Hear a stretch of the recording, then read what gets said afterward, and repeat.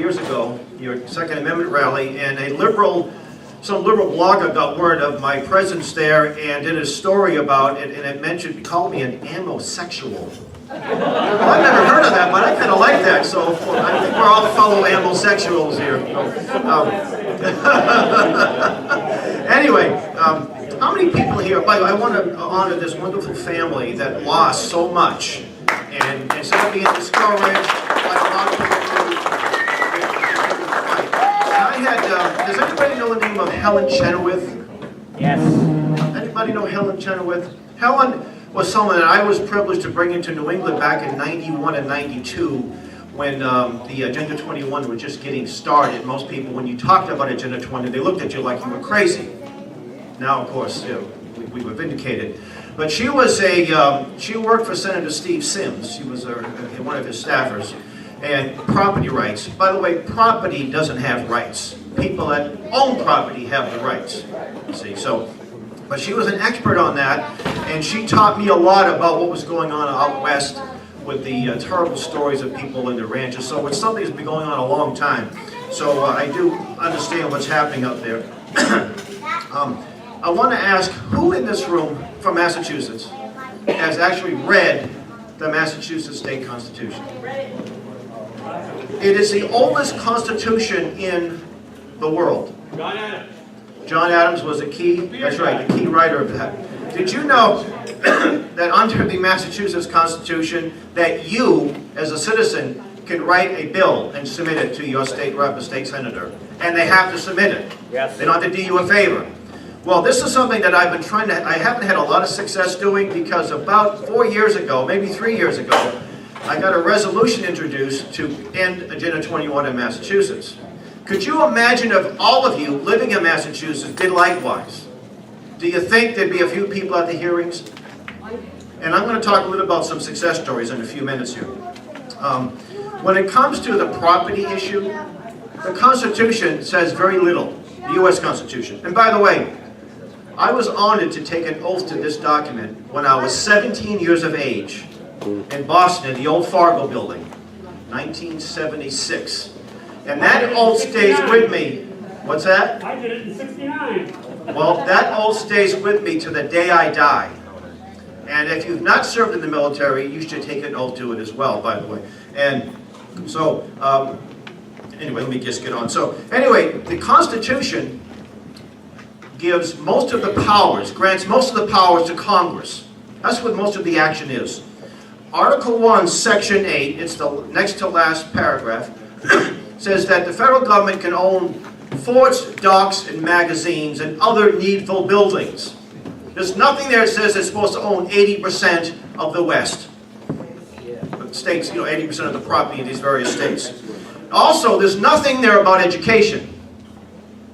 Now, some of us are very pleased by the new Department of Education person, but if she was a true constitutionalist, what she would do is auction off all of the assets and to resign. And that bill, by the way, there is a bill right now in Congress that's about 11 words that the Department of Education is hereby abolished. Yeah! It has to be abolished. You can't have even decent people at the top when it has no constitutional legitimacy. I own a book that I picked up in a library for $1, 1941. It was a book written by the federal government, the New Deal. Democrats wrote this.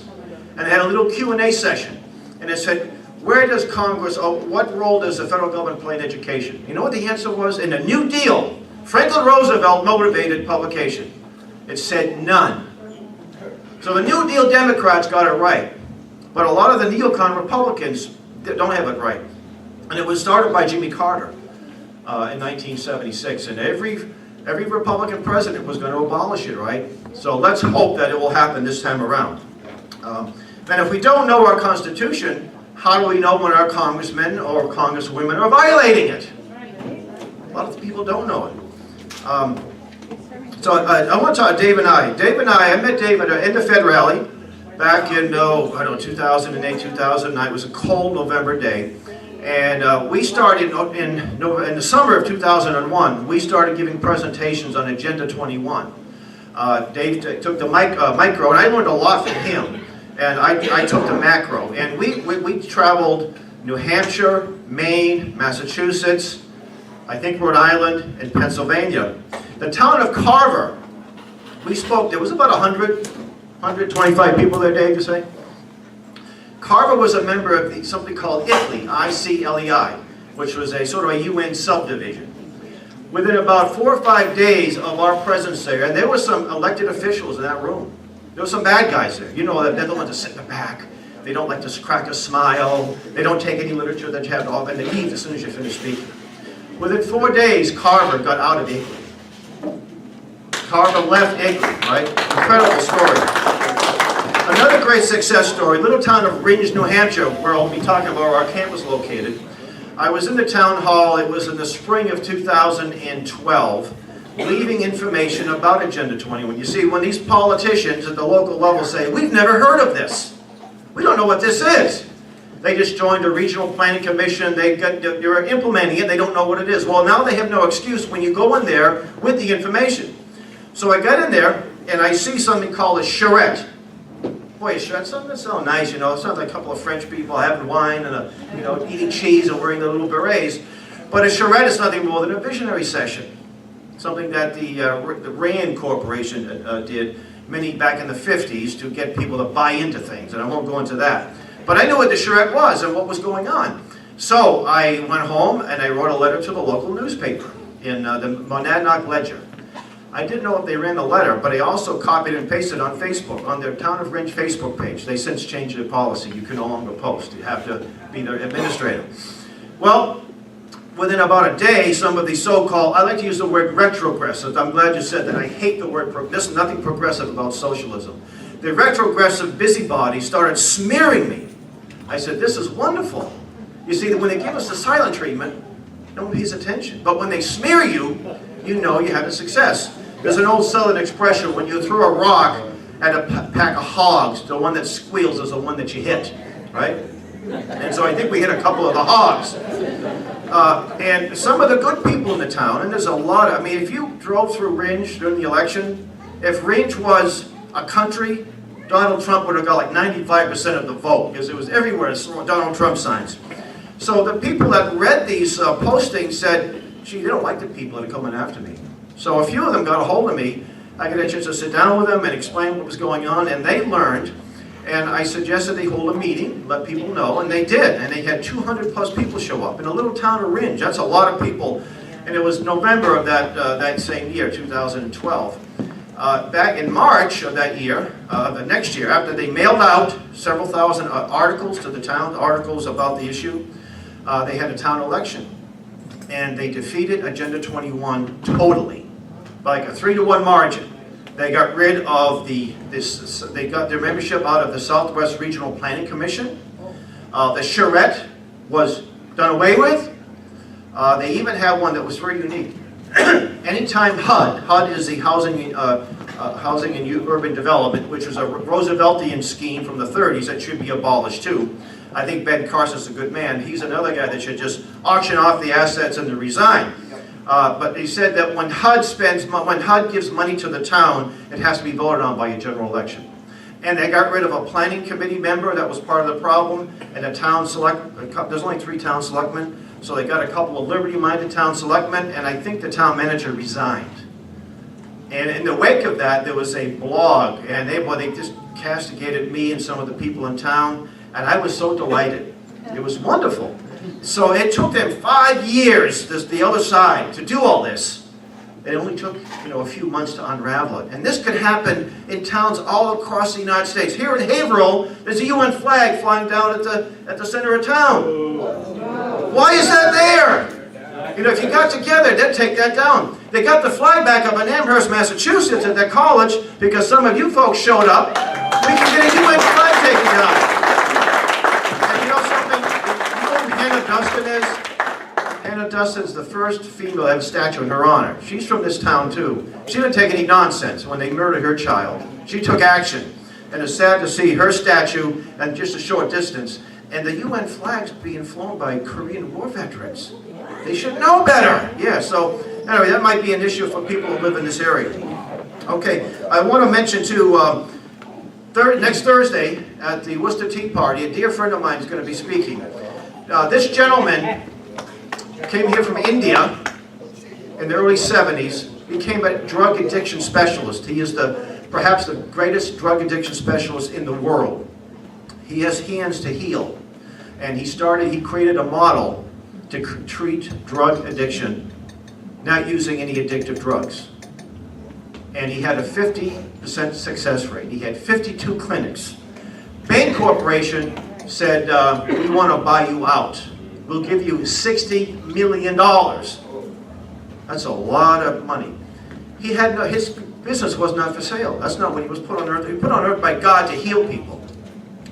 A year later, Attorney General of Massachusetts. See, the chemical cartel, the drug cartel goes after the media, you know. I mean, it uses the power of the government. That's, I should say, the medical mafia. Mafia can't exist without the complacency or cooperation of government. And they shut his clinics down, and within a short time, we had more drug overdoses going on. And I'm very honored not only to know him, and I couldn't make it today, but there's a documentary being filmed. I think they're finished. $500,000 documentary was put out by a group called the a Christian-based group called the Chalcedon Foundation. And our Camp Constitution is involved in that. Some of us have been featured in there. Dr. Kishore has instructed our camp. And I am convinced that this is going to rock the country. It's going to rock the cartel, the medical mafia. And while he wasn't shot, he spent about a year in prison, 8 months in prison. You see, so, but he's out there doing his thing, and so I hope some of you can participate in that. You can go to our YouTube channel and put his name in there, and you see some of his presentations, the courage it took to stand strong. Now I want to talk a little about Camp Constitution, but right before I go, one more topic. There are a lot of good people out there that think that we need to save the Constitution by having an Article 5 convention. It's a very bad idea. And I can spend an hour, I'm not going to spend an hour on it, but we're being outspent about 1,000 to 1 on this. You've got groups like ALEC, the American Legislative Exchange Council. You have groups like the Convention of States. You have a left-wing group called Wolfpack, and many other groups. But it's finally good to see that the National Association of Gun Owners, or Gun Rights, NAGR, has come out against it, and they've been a big help to us on this one. But just a few years ago, it's like just a few of us here in New England, and we beat them back. We beat them back in New Hampshire. They spent millions of dollars flying people in from all over the country. We beat them back. We come to these hearings, we'd be outnumbered sometimes 10 to 1. In Massachusetts, there were 80 sponsors for one of the Article 5 resolutions. This is what happened to that resolution. It died. It died in committee. So I have some information on that subject, so please avail yourself of this on the table there. There's Tom with his tricorn hat, he's where our table is. Now, I've been involved with youth camp since 1990. And in 2008, the camp program that I was involved in was canceled. And I said, we can't let our Northeast camp die. So I called a few people that were involved, and I said, let's continue it, and we did.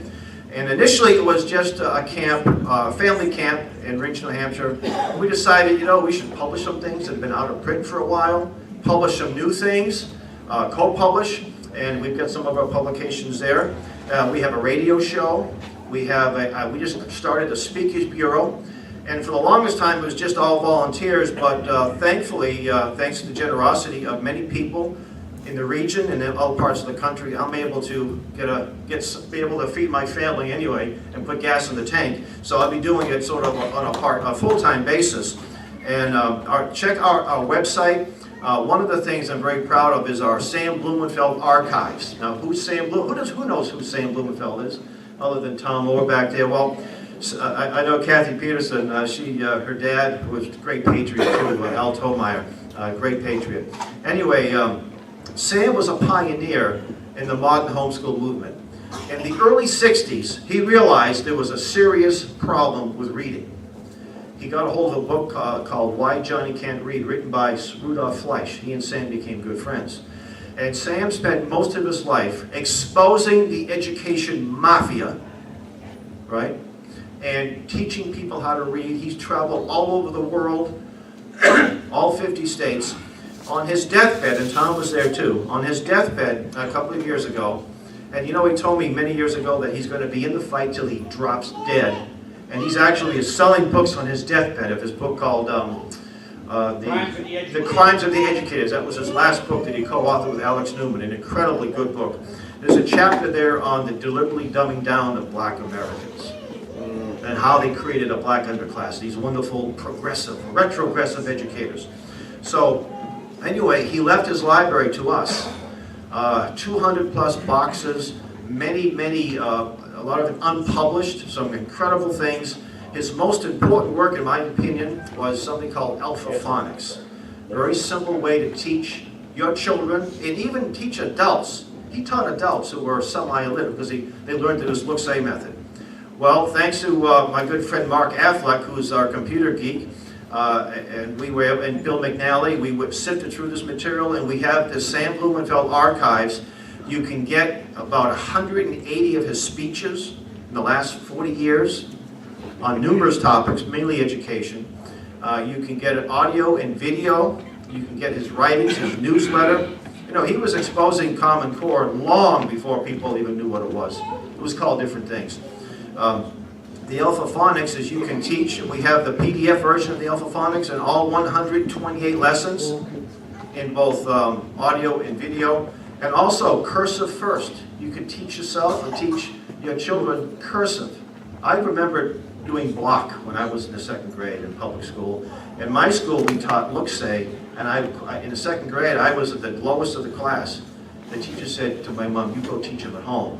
And she taught me all she knew phonics. So thanks to her, I was able to know phonics. So we also really the highlight is our wonderful family camp. Now, during the course of the year, we do information tables, homeschool shows, tea party rallies, fairs, and we have a little 10-question quiz, gun shows too.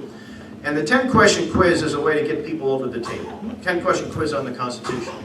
And I'm never surprised by the lack of understanding of this document. I mean, it's shocking. Scott Brown came by the table. He's running for senator in Massachusetts. And he looked at the quiz and it was like a vampire and a cross. You know, he couldn't do it. Jim Rubin's, to his credit, running for the U.S. Senate, got an 80%. And we have people. Here's one question we ask on there: which amendment reads "from each according to his abilities to each according to his needs"? And you'd be surprised the number of people that think that's in the Constitution. People who call themselves conservatives. You see. What branch of government has the power to regulate education? We answered that question a little while ago. Where in the Constitution is foreign aid mentioned? If it's not in the Constitution, then why do we send foreign aid? Billions of dollars. Obama sent $75 million to Mexico to shore up their southern border. Wow. How many people know that? Yeah. But one of the things is, who has the power to declare war?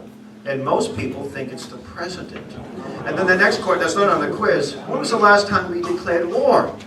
Gee, I don't know, Iraq maybe? You know? And it was that. So why are we in wars?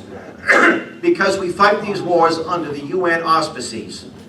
The Korean War was a thing called SEATO, Southeast Asia Treaty Organization.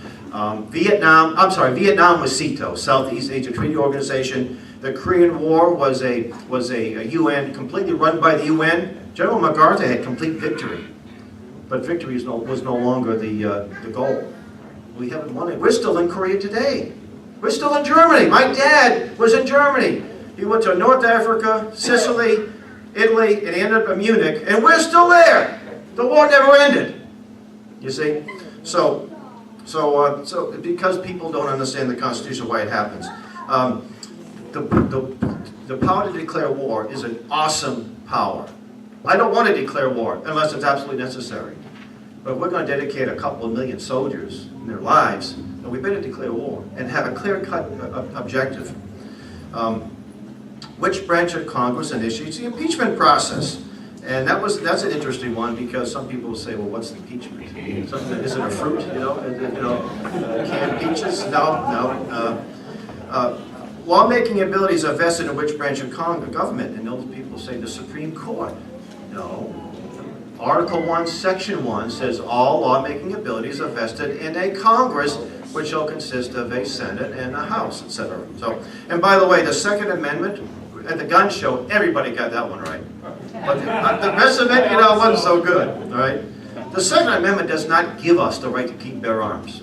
We had that right. God gave that right. That's exactly right. That's one of the things we teach at our camp. Where do rights come from? God. They come from God. If you're an atheist, God, you still have those rights, even if you don't put the source of those rights, right? They don't come from Charles Darwin, I guarantee you that, right? The camp was, our first camp was in 2009. We had about, 60 people. It was just the beginning. Our last camp, last year, we had about 120. And it is a family camp. So we have people from all ages. We have parents that bring their little children. Some of the parents will have their own room, and it's a beautiful location, the Toanimbi Christian Retreat Center. You get nice rooms. We have cabins for the boys and the girls. The girls have the better accommodations, we think. They have rooms that fit 6 or 7 with their own shower and all that. But the boys are kind of tough, they can handle it. We've had some incredible instructors over the years. This year's camp, Larry Pratt, anybody know that guy? He's going to be coming out Thursday and Friday. I've known Larry since, I think, 1990, when he fixed my tie. He can probably still do it. I don't think it's a little crooked now.